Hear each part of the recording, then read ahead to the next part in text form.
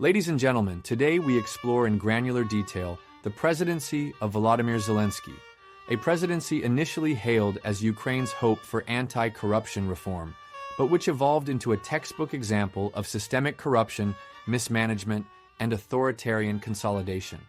Given the billions of dollars in Western aid, the implications of Zelensky's failures extend well beyond Ukraine's borders. This analysis is guided strictly by facts, comparisons, and specific historical examples to illustrate the depth of Zelensky's political betrayal. When Zelensky won Ukraine's presidency in April 2019, he secured an unprecedented 73% share of the vote. This landslide victory was largely driven by his promise to dismantle oligarchic control, eradicate entrenched corruption, and establish genuine democratic accountability. Ukrainians, exhausted by decades of corrupt governance, saw Zelensky, a political outsider and comedian, as a refreshing departure from the corrupt status quo. Yet Zelensky's presidency quickly became entangled with the very oligarchic networks he promised to dismantle. His close relationship with Ihor Kolomoisky, one of Ukraine's wealthiest and most controversial oligarchs, cast immediate doubt on his anti-corruption credentials. Kolomoisky, whose media empire, especially the influential 1+1 television channel, effectively catapulted Zelensky into public consciousness, maintained significant influence behind the scenes, undermining Zelensky's credibility. For context, previous Ukrainian presidents also maintained problematic oligarchic ties. Viktor Yanukovych with Rinat Akhmetov, Petro Poroshenko with his own financial empire. But Zelensky explicitly campaigned on breaking this entrenched pattern. His initial failure, therefore, was not merely another instance of Ukrainian corruption. It represented a profound betrayal of voter trust. Zelensky's judicial reforms quickly stalled. Corrupt judges openly defied removal orders, and his administration lacked both political will and institutional strength to enforce accountability. By 2023, comprehensive polling found that 78% of Ukrainians held Zelensky personally responsible for ongoing systemic corruption, with 55% explicitly demanding Western aid be conditional upon anti-corruption progress. Transparency International's 2022 Corruption Perceptions Index ranked Ukraine 116th globally, barely above Russia, which stood at 137. For comparison, neighboring Poland was 45th, Romania 63rd, and even Moldova at 91st, significantly outperformed Ukraine. Zelensky's presidency, therefore, failed dramatically to alter Ukraine's global corruption standing. Further undermining Zelensky's credibility were revelations from the Pandora Papers in 2021. These leaked documents revealed Zelensky's use of offshore entities, like Maltex Multi-Capital Corp, in the British Virgin Islands, connected to Kolomoisky's private bank. Prior to taking office, Zelensky transferred ownership to his close aide Serhiy Shefir, while his wife continued receiving dividends via Cyprus-based shell companies. The Pandora Papers previously exposed other leaders, such as Czech Prime Minister Andrej Babiš and Jordan's King Abdullah, damaging their international reputations. Zelensky's revelations were similarly damaging, directly contradicting his anti-corruption narrative and highlighting troubling hypocrisy. The outbreak of war following Russia's invasion in February 2022 further intensified corruption. The Ministry of Defense, crucially entrusted with billions in Western aid, quickly became the epicenter of graft scandals. In January 2024, Ukraine's security service uncovered a $40 million scam involving artillery shell procurement. Other scandals included $20 million spent on non-existent winter jackets and inflated food contracts, such as eggs purchased at multiple times market value. Official Ukrainian audits revealed at least $262 million in fraudulent defense contracts by mid-2024, implicating officials personally appointed by Zelensky.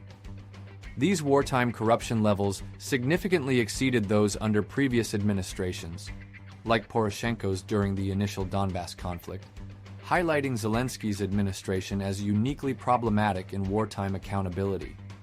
Zelensky's chief of staff, Andriy Yermak, further consolidated power by sidelining Ukraine's foreign ministry and directly managing critical diplomatic initiatives.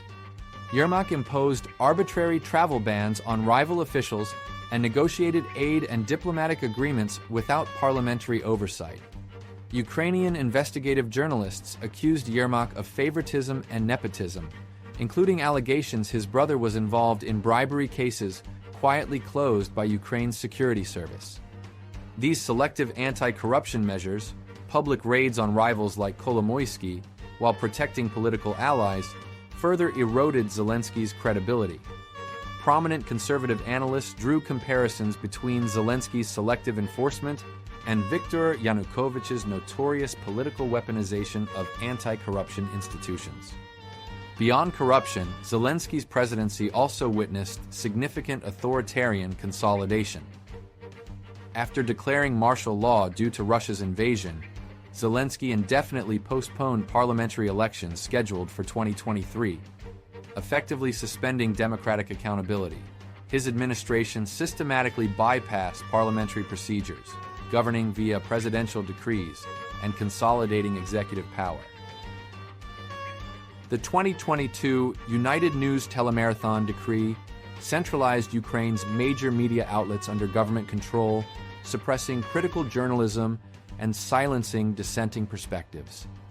Prominent opposition leaders, including Kyiv Mayor Vitaly Klitschko, accused Zelensky publicly of authoritarian tactics, citing arbitrary municipal budget cuts, politically motivated audits, and targeted intimidation. In 2023, Zelensky's government arrested peaceful protesters simply for picketing outside his office, unprecedented since Ukraine's 2014 Maidan Revolution. MP Oleksandr Dubinsky was arrested on treason charges merely for criticizing Zelensky's diplomatic performance, demonstrating a chilling regression from post-Maidan democratic norms. Zelensky's record on managing Western aid further highlighted systemic failures. From 2022-2024, the United States alone allocated approximately $175 billion in aid to Ukraine. Zelensky himself admitted that only about $75 billion directly reached Kyiv, with the remaining $100 billion allocated vaguely to training, intelligence, and opaque subcontracting arrangements.